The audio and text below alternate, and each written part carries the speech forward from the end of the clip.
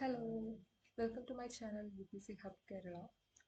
So ഞാൻ ഇന്ന് പറയാൻ പോകുന്നത് മെയിൻസ് റിലേറ്റഡ് ആയിട്ടുള്ള ടോപ്പിക്സുകളാണ്.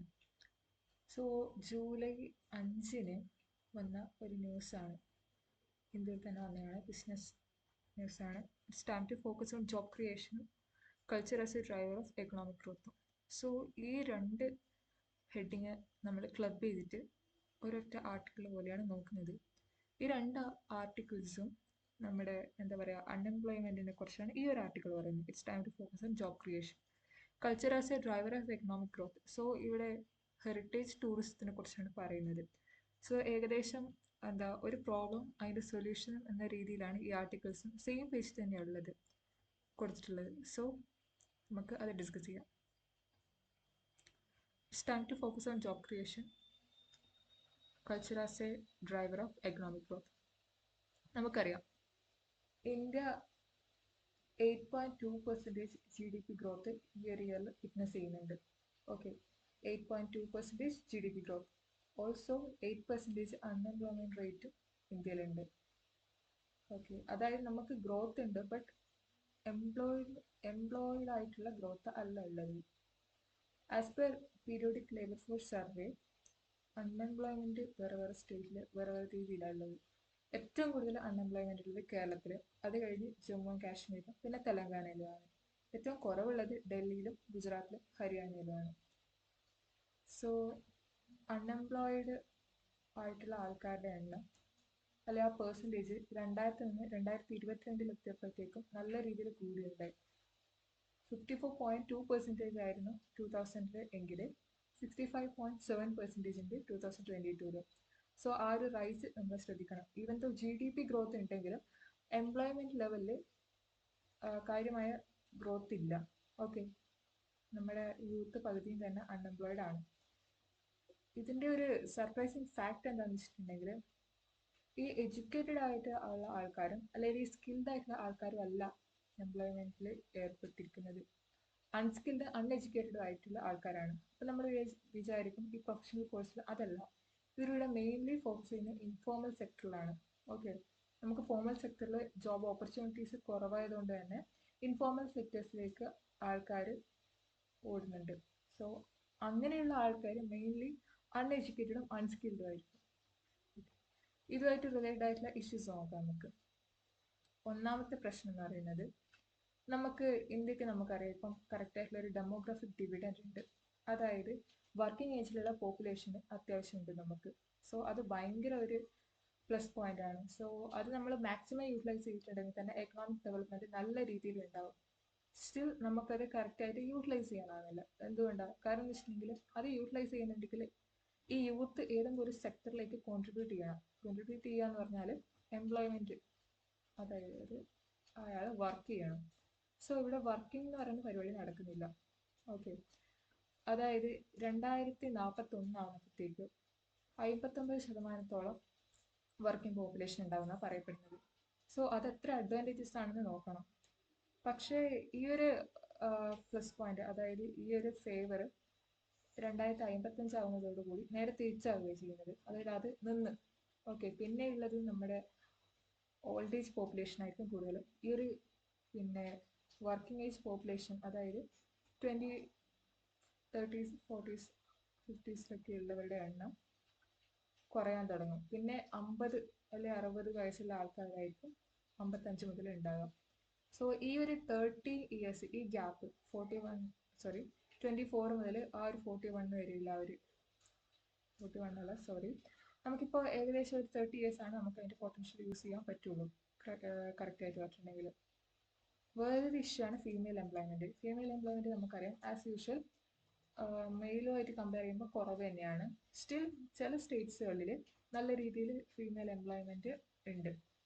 അവർക്ക് ആവശ്യമായിട്ടുള്ള കാര്യങ്ങളും ഒക്കെ അവർ അറേഞ്ച് ചെയ്ത് കൊടുക്കുന്നുണ്ട്. അതുകൊണ്ട് തന്നെ എംപ്ലോയ്മെൻറ്റിന് വലിയ വിഷയമില്ലാത്ത സ്റ്റേറ്റുകളുണ്ട്. പക്ഷേ ഈവൻ ദോ മെജോറിറ്റി ഓഫ് സ്റ്റേറ്റ്സിലും ഈ എംപ്ലോയ്മെൻറ്റ്, അതായത് ഫീമെയിൽ എംപ്ലോയ്മെൻറ്റ് ഭയങ്കര വിഷയമാണ്. എന്തുകൊണ്ട്? ഒന്ന്, ജെൻഡർ പേ ഗ്യാപ്പ്. സെയിം വർക്കിന് ഡിഫറെൻറ്റ് പേയ്മെൻറ്റ്സ് ആണ് മെയിലിനും ഫീമെയിലിനും കിട്ടുന്നത്. മാത്രമല്ല സോഷ്യൽ സ്റ്റിഗ്മ. ഓക്കെ, ഒരു പെൺകുട്ടി അല്ലെങ്കിൽ ഒരു സ്ത്രീ പുറത്തേക്ക് ജോലിക്ക് പോകുമ്പോൾ ആ സൊസൈറ്റിയെ നേരിടുന്ന പ്രശ്നങ്ങൾ, ചിലപ്പോൾ അബ്യൂസ് ആവാം, അല്ലെങ്കിൽ ഇപ്പം എന്താ പറയുക, ഒരു വർക്കിംഗ് വുമൺ നേരിടുന്ന കുറേ പ്രശ്നങ്ങൾ നമുക്ക് തന്നെ അറിയാം. ഓക്കെ, ഒരു സോഷ്യൽ സ്റ്റിഗ്മ ആവാം. പിന്നെ പുവർ വർക്കിംഗ് കണ്ടീഷൻസ്, അതായത് ഫോർ എക്സാമ്പിൾ ഈ ടോയ്ലറ്റ്സ് ഒക്കെ വുമണിന് പ്രത്യേകമായിട്ടുള്ളത് വേണം, അങ്ങനെ ഇല്ലാത്ത ഒരവസ്ഥ, അല്ലെങ്കിൽ ബ്രസ്റ്റ് ഫീഡിങ്ങിനോ അങ്ങനത്തെ കാര്യമായിട്ടുള്ള സൗകര്യങ്ങളില്ലാത്തൊരു കമ്പനി, അതൊക്കെ എന്താ പറയുക ഫേവറബിൾ ആയിട്ടുള്ള വർക്കിംഗ് കണ്ടീഷൻസ് അല്ല. പിന്നെ unequal access to education and employment, അതായത് ഫോർ എക്സാമ്പിൾ ഇപ്പം നമുക്കറിയാം ടെക്നിക്കൽ ജോബ്സ് ഒക്കെ കുറച്ചും കൂടി കയറി വരുന്നൊരു ടൈമാണ്. സോ ഈ ഒരു ടെക്നിക്കൽ എഡ്യൂക്കേഷൻ സെക്ടറിലേക്ക് ഗേൾസ് അല്ലെങ്കിൽ വിമൻ പോവാറില്ല. അപ്പോൾ ആ ഒരു അൺഈക്വൽ ആക്സസ്, ഈവൻ ദോ എന്താ പറയുക, ഒരു സൊസൈറ്റി ഇന്നൊരു ജോലി ബോയ്സിന്, ഇന്നൊരു ജോലി ഗേൾസിന് എന്ന് പറഞ്ഞ് ഓൾറെഡി അവർ സെഗ്രിഗേറ്റ് ചെയ്ത് വെച്ചിട്ടുണ്ട്. ഓക്കെ, അതൊരു ഇഷ്യൂ ആണ് ഈ ഫീമെയിൽ എംപ്ലോയ്മെൻറ്റിനെ തടയുന്നത്. പിന്നെ എന്ന് പറയുമ്പോൾ ഇതിൻ്റെ ഒരു വേ ഫോർവേഡ്, അതായത് നമ്മൾ ഏതൊരു ആൻസർ അല്ലെങ്കിൽ ഏതൊരു കാര്യം, അത് പൊതുവായിട്ട് പറയാനാണ്, ഏതൊരു കാര്യം ഒരു ന്യൂസ് കിട്ടുകയാണെങ്കിൽ നമ്മൾ അതിൻ്റെ അകത്ത് മെയിനായിട്ട് നോക്കേണ്ടത് വെച്ചാൽ ആ ന്യൂസ് എന്താണ്, എന്തൊക്കെയാണ് അവിടെ പറയുന്നത്. ഓൾസോ എന്തെങ്കിലും പ്രശ്നമുണ്ടെങ്കിൽ അതിൻ്റെ ഒരു സൊല്യൂഷൻസും നമ്മൾ അതിൻ്റെ ഒപ്പരം തന്നെ കൊണ്ടുപോകണം. സോ ഇവിടെ വേ ഫോർവേഡ് പറയുന്നത് എഡിറ്റോറിയലുള്ളതല്ല, ഇത് ഞാൻ അതിനെ പ്രിപ്പയർ ചെയ്താണ്. ഒന്ന് സ്റ്റാർ സ്കീം നമുക്കറിയാം, national skill certification and monetary reward scheme. So ഇത് എന്ന് വെച്ചിട്ടുണ്ടെങ്കിൽ ഈ ഒരു സ്കീം പ്രകാരം നമുക്ക് ഏതെങ്കിലും ഒരു കോഴ്സിന് ജോയിൻ ചെയ്യാം. ഓക്കെ, അവർ ഒരു സ്കിൽ കാർഡ് നമുക്ക് തരും. ഓക്കെ, ഇത് നമ്മൾ പ്രത്യേകിച്ച് ഒരു ഇൻസ്റ്റിറ്റ്യൂട്ടിൽ പോയി പഠിക്കേണ്ട ഒരു ആവശ്യമൊന്നുമില്ല, നമ്മൾ അപ്ലൈ ചെയ്താൽ കിട്ടുന്നതാണ്. അപ്പം ഈ ഒരു സ്കിൽ കാർഡ് നമുക്ക് ഗവൺമെൻറ് തരും, അത് ത്രൂ ഔട്ട് ഇന്ത്യ വാലിഡ് ആയിരിക്കും. പിന്നെ PLI scheme, production linked incentive scheme, അതായത് നമ്മൾ യങ് എൻ്റർപ്രനേഴ്സിനൊക്കെ അത് ഭയങ്കര യൂസ്ഫുൾ ആണ്. പിന്നെ ദീൻ ദയാൽ ഉപാധ്യായ് ഗ്രാമീൺ കൗശല്യ യോജന, അതായത് റൂറൽ യൂത്ത്, അതായത് പാവപ്പെട്ട റൂറൽ യൂത്തിനെ സ്കിൽ ചെയ്യുന്ന പരിപാടിയാണ്. ഇവിടെ എന്ന് വെച്ചിട്ടുണ്ടെങ്കിൽ അവർക്ക് ജോബ്സ് കൊടുക്കും. ഓക്കെ, ജോബ്സ് കൊടുക്കും. ആ ജോബ് എന്ന് പറയുന്നത് റെഗുലർ മന്ത്ലി വേജസ് ആയിരിക്കും, അല്ലെങ്കിൽ മിനിമം വേജസ് എന്തായാലും എൻഷുർ ചെയ്യുന്നുണ്ടാവും. അപ്പോൾ മിനിമം വേജസും ആവും. നെക്സ്റ്റ് പറയുന്നത് PM കൗശൽ വികാസ് യോജനയാണ്. അത് തന്നെ സ്കിൽ ട്രെയിനിങ്ങും സർട്ടിഫിക്കേഷനും പ്ലസ് ഇവിടുത്തെ മെയിൻ ഫാക്ടർ എന്ന് പറയുന്നത് പ്രൈവറ്റ് സെക്ടർ ജോബ്സിന് വേണ്ടിയിട്ടാണ് ഇവിടെ കുറച്ചും കൂടി സ്ട്രെസ് കൊടുക്കുന്നത്. Okay, promote sustainable skill centres for greater participation of private sector. അടുത്തതാണ് നമ്മൾ നെക്സ്റ്റ് ആയിട്ട് പറഞ്ഞ ഒരു എഡിറ്റോറിയലിൻ്റെ പറയുന്നത് ഹെറിറ്റേജ് ടൂറിസം. അപ്പോൾ ആ ഒരു ആർട്ടിക്കിളിൽ പറയുന്നത് എന്താണെന്ന് വെച്ചിട്ടുണ്ടെങ്കിൽ, നമുക്കിപ്പം റീസെൻ്റ് ആയിട്ട് അയോധ്യ ടെമ്പിൾ വന്നു.